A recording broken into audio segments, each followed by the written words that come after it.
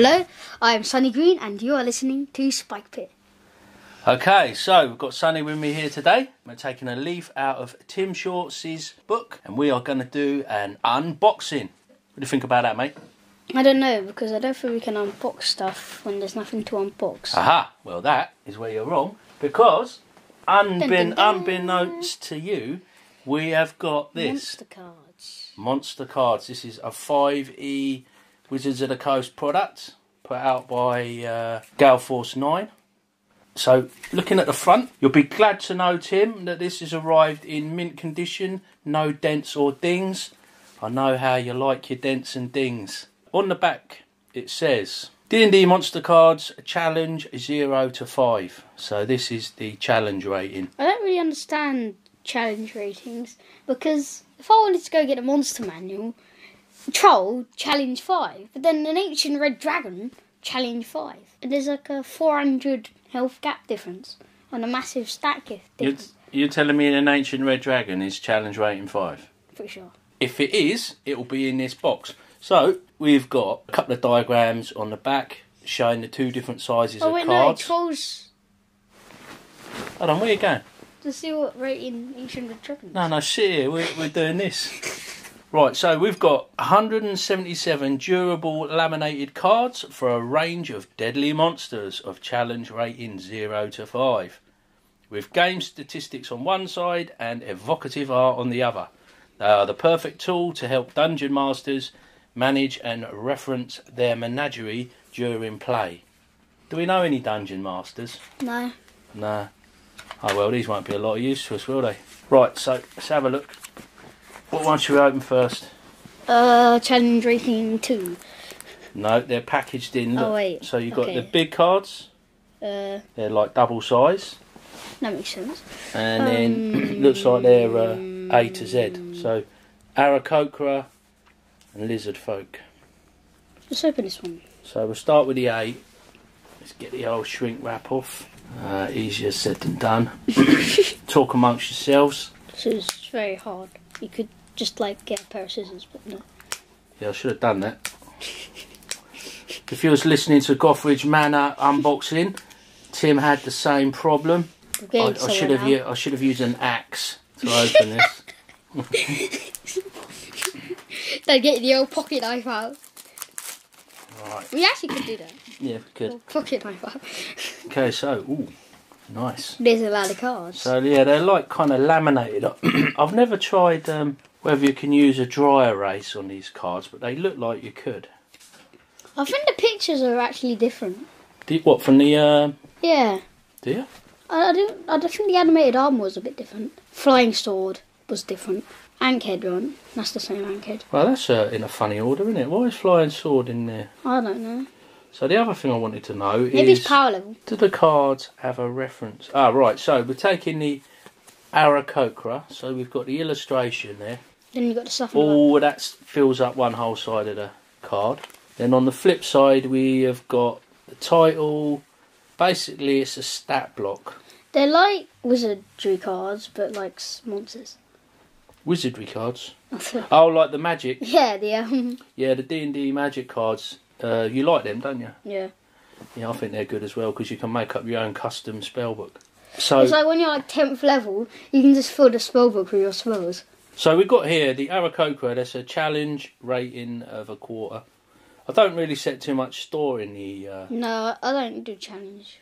And it also gives you, at the bottom, in small print, it tells you where you can find it in the monster manual. I didn't realise that. So what I don't know is, are these all monster manual, or are there any Volos? Kobold, Kenka, Amelia. Well, let's see. Monster manual. The thing with these cards, they on the initial stick together, don't they? Yeah, they're kind of vaguely tacky. They come out of the pack in a lump, but once they're separated, they're fine. And it's not like they're stuck together. You're not damaging them or anything. I think it's just monster manual, so I don't know what you do. There's like no... Whether they're going to bring out like they did with the spell cards, you get the main arcane deck of spells, and then you get like druid spells, and you get the Xanathar, you get the spells from Xanathar's guide. They're separate, yeah. Because I've got the arcane ones. which means wizard, sorcerer, and. So how do you think? So they're a nice product. They're nice and sturdy. I think they're going to be. They've got rounded corners. They're proper nice cards. What do you think? How do you see us using these, Sonny? I've got a plan, but I'm interested to know what you think. I think, we were playing Gloomhaven and Diz has got his charts out. I think you could do something similar there and have the cards out to see.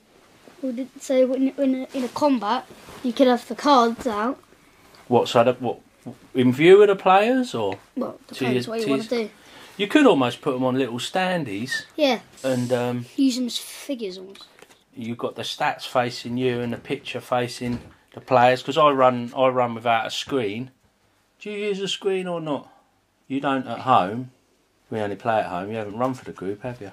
We'll have to work that out. Maybe that's going to be a 2019 thing for us. Nope. Okay, no. What's that? I don't remember that. Oh, these are the. I'm just going to ignore that. That's meant to be a basilisk. Alright. I'm going to go on my little rant about pictures in the monster manual. Basilisks, snakes. Why do they have legs? In the picture they have legs. Basilisks are meant to be a big snake. Snakes don't have legs. This is coming from a Harry Potter fan, clearly. No, but basilisks are meant to be giant snakes. Are they? Yeah. I mean, I don't know. Really?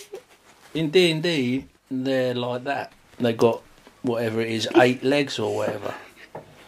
See, when I saw Harry Potter and they had the basilisk on there, I was surprised that it was a snake. We should look that up and see if we can find out a bit more about basilisks and get this matter settled. I haven't even started my rant about troll picture yet. But, Troll picture? You don't like skinny trolls, do you? No.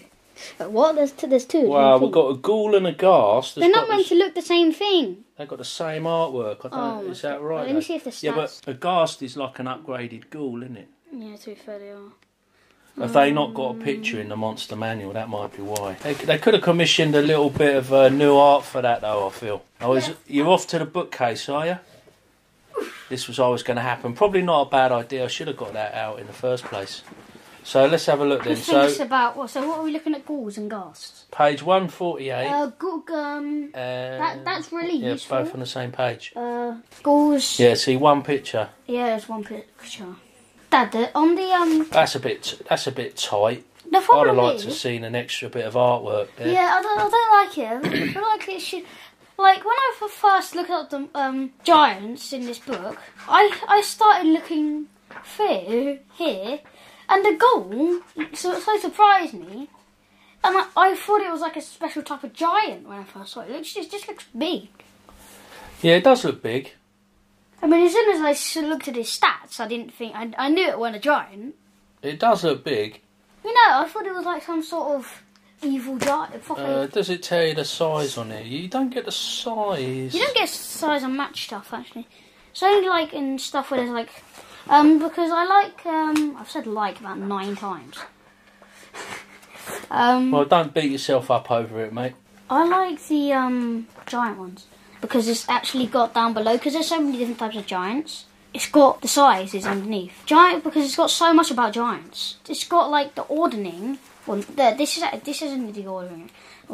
So it's got the hill giant as the smallest, 16 foot, fire giant 18 foot, stone giant 18 foot, frost giant 21 foot tall, cloud giant 24, storm giant 26 foot tall. So I don't think you're going to find many of those in here. I know you like your giants. Just getting back to the topic, because we've windowed out a little bit there, haven't we? It's just time from an unboxing to a rant. Oh well, yeah. Dad will need a new title.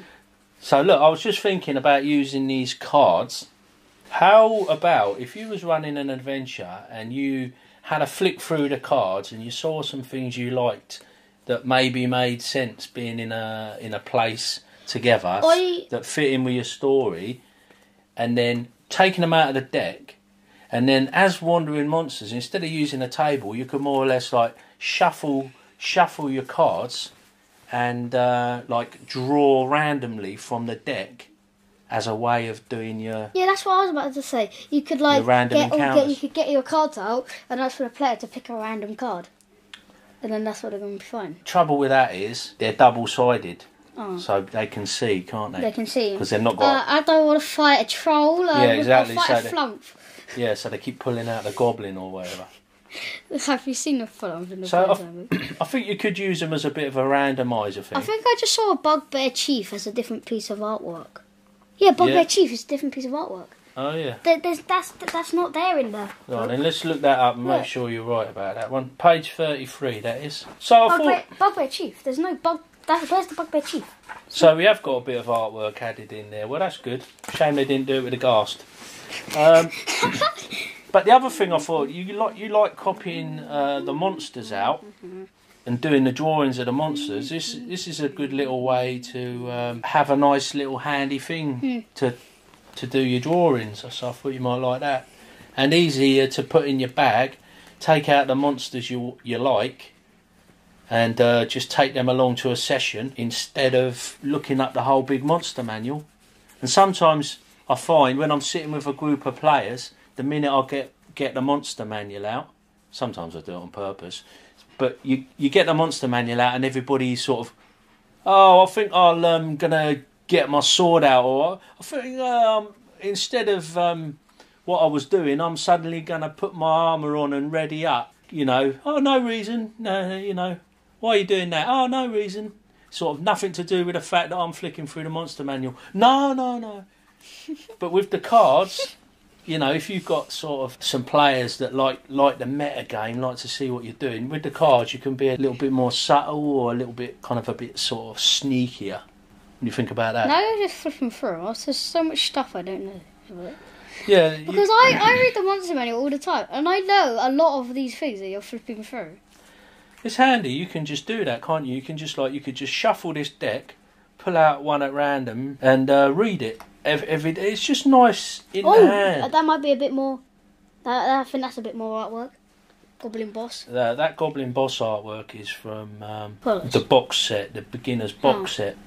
Let's see if it's in the monster Lost manual. Mines of Fandelver. What is it? What page is it? 166.